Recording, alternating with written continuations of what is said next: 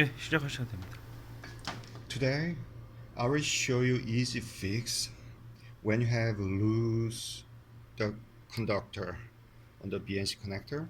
The female connector and male connector, sometimes, the core conductor kind of, lose and lose the video signal. So, when it happens, you can lose the video signals easy, and sometimes you get scrolling lines on the screens like that. So I'll show you how to fix it. I'm going to use the Cat5 cable, and I'm going to peel the jacket a little bit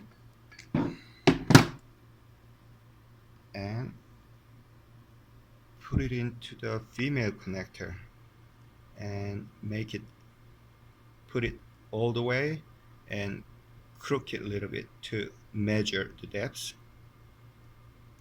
So here, that's the depth of the BNC connector, female, and I will cut around the corner just like that, and just put it in there like that, and that's it. And once you have the conductor in the female connector, you can just push, connect the BNC female and male connector, and you hit it.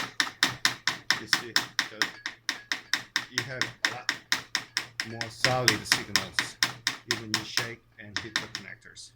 That's how you fix the problems.